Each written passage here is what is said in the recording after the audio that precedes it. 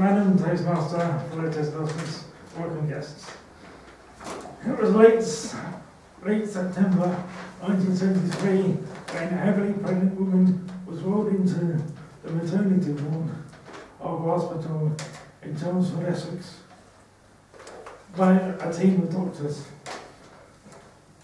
The doctors obviously were wearing flares, platform shoes, big hair, moustaches, and sideburns. Even the women had sideburns. Because it was the 70s. Anyway, after a bit of pushing, I was forced reluctantly into the world, 5 weeks premature, and looking like a dried up prawn. I stayed in the hospital for a considerable amount of time. At home, my parents had 5 children, all of whom had chicken pox. My mother was worried that if I was brought home, I would contract it, but the doctors assured her I would not because I was too small. So I was brought home, and turns out the doctors were wrong, I didn't get chicken pox.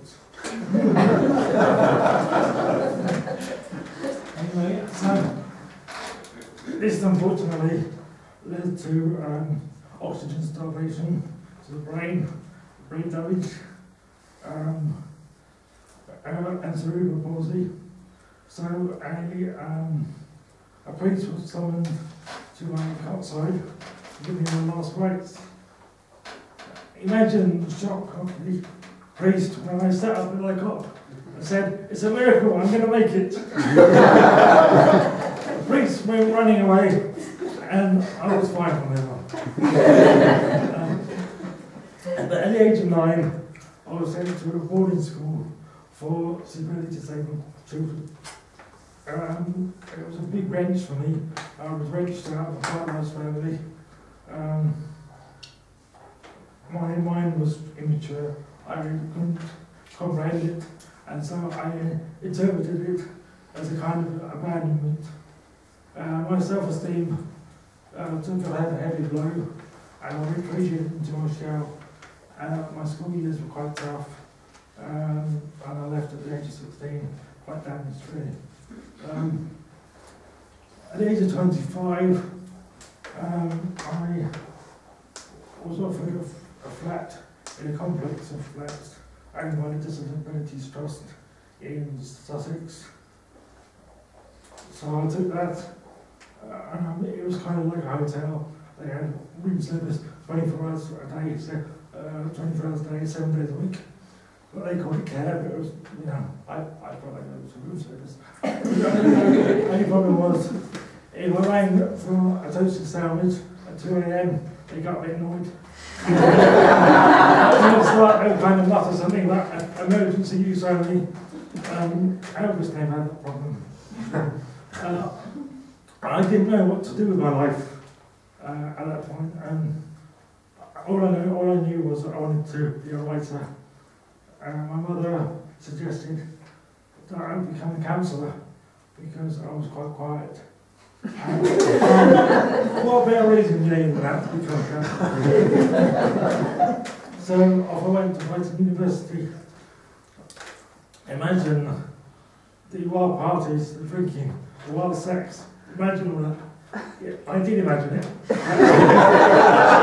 never actually experienced it. It was hard work.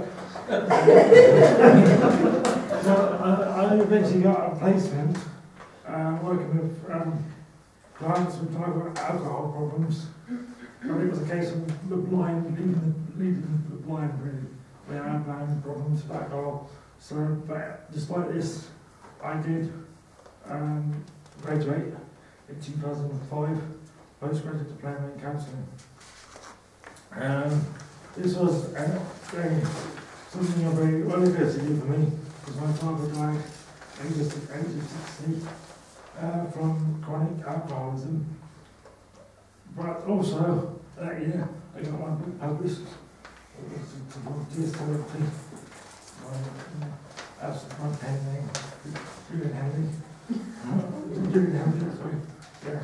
The book of letters to celebrities, winding you up, bringing them down the paper too.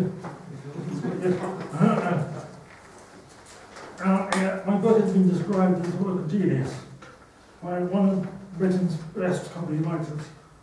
And that writer is, of course, me.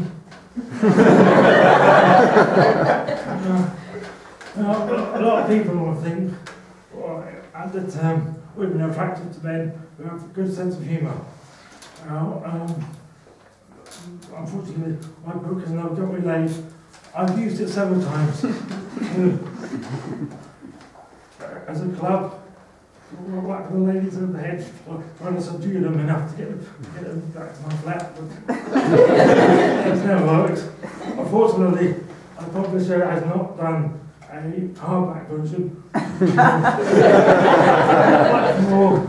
much more effective, I think. 4 years ago, I moved to Eltham Heath in Fleet. There's no room service there, but it's very nice. I still have the alcohol problems. I recently discovered Toastmasters, and that marks the next leg of my journey. This is the journey of my life. So thank you.